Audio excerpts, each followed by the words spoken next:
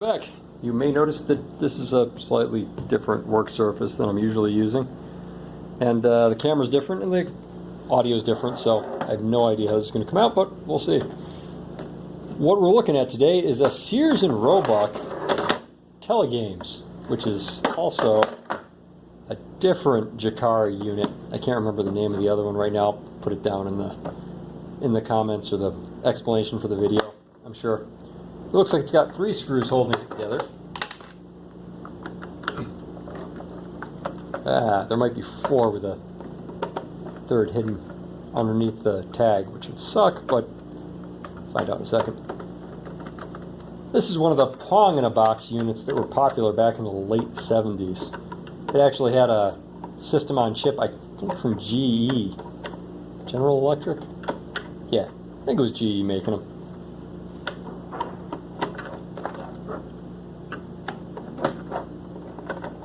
They cranked out the chip for the Pong system for everybody else to implement.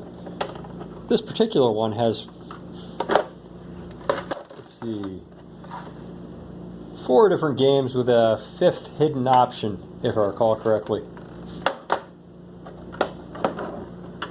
The hidden option being selectable when none of the games are selected, which isn't really possible with the game selector the way it is, but you could potentially disable it or possibly just leave it in between selections to get at the option. Oh, nope. Doesn't look like there is another screw hidden over there. Let's see if I can figure out where that's catching. Oh, tabs. Okay, so there's tabs in the back here.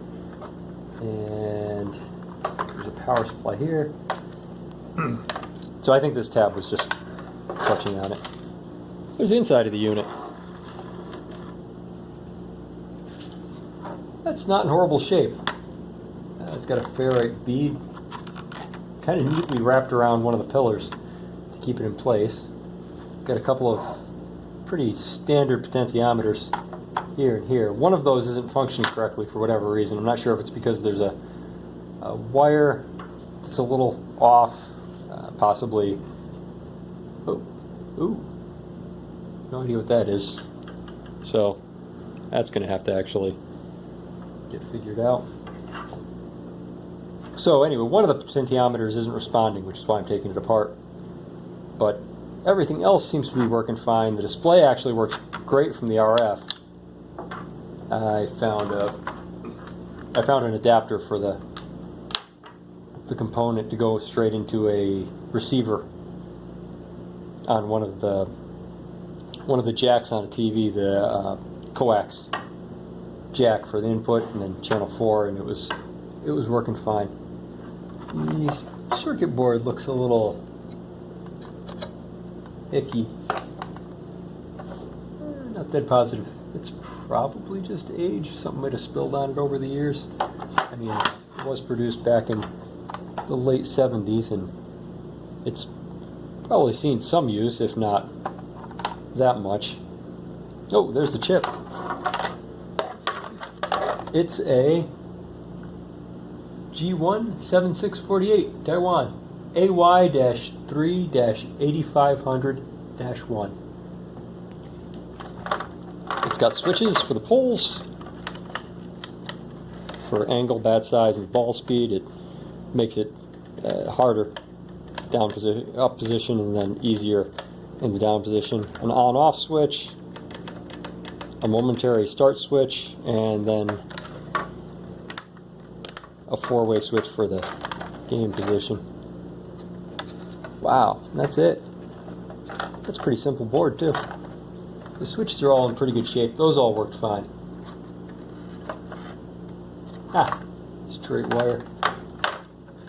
And it actually looks alright. I'm going to go ahead and take the board off because I've got to see what's going on there. See why that potentiometer isn't working. But this is super clean on the inside. Okay, so this is just the broken off nubbin from the back. It's got one of the feet busted off, but there's no actual foot on the end of it. That's why it broke and went inside the machine. That's fine. I'll have to come up with a replacement for it. Maybe I'll just carve one out of rubber or something. But aside from that, it's in pretty good shape. Alright, I'm going to tear off this board and be back in a minute. So I've actually got to take the potentiometers out to get the board pushed down a little bit so I can check the solder joints on it and make sure they're not all jacked up. But it looks kind of neat under here. So since I've got to take the potentiometers nuts off in order to get them off, there's the inside of the potentiometer. It's got a little bit of junk in there from age. And those are just captured with some spring steel for retention. And that's it. There's the nut holding it in. Alright, I'm going to take those out and figure out what's going on here. So this looks a little less impressive. That is covered in crap, and I don't see any way that could possibly get in here because all there is an opening for the speaker that's sealed up on this side.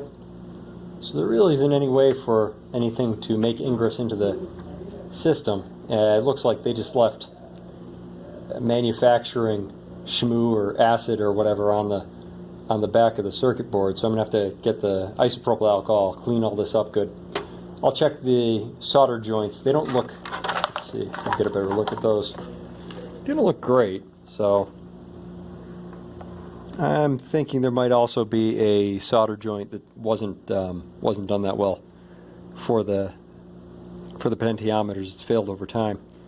So I'll redress those with the soldering gun, melt a little bit on them, make sure they look okay. I'll check them first with a magnifying glass just to see if they're actually messed up to get an idea if that's causing the problem.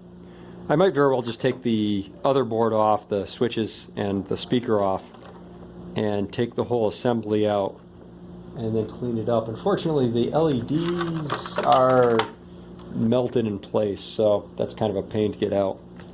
Aside from that, everything would just slide out, and I could take this thing and clean it off a bit, but might just have to go over it with some isopropyl alcohol and Q-tips and clean it up pretty so it doesn't have all that junk in the slots for the potentiometers anymore. Alright, I'm going to go do that, clean it up, and we'll see if it works. I have to actually fire this up to show you.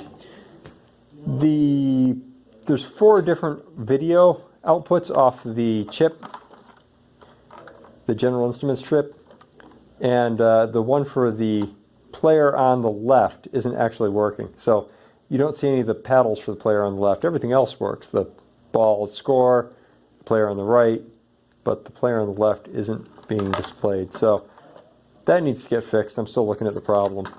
The board cleaned up nicely. It's no longer covered with flux on each side. And the case cleaned up pretty well. But I've still got to look into that other problem, figure out what's going on with it. Anyway, it was a good start to working on it. Happy with it so far. See how the video came out? Post it up. Anybody who's looking for more information on these can hopefully find it here. I took the RF shield off. It actually worked just fine without it on for now. It's got quite a bit of RF shielding componentry on there. Both potentiometers worked okay. All the switches worked okay. Wasn't any actual issues with it, and the video output is very crisp from this, with the exception that it's missing the left player signal. And I'm just using a 9-volt power adapter, Globetech, standard barrel jack. It works well. The barrel jack doesn't readily make contact with the end of it, so you have to fiddle a little bit to get it in there, but once you do, it's working. I might just replace the barrel jack with a better part to clean that up. And that's about it. So it's working. I'll make another video when I actually figure out what the problem is with the left player and show you all that. Till next time.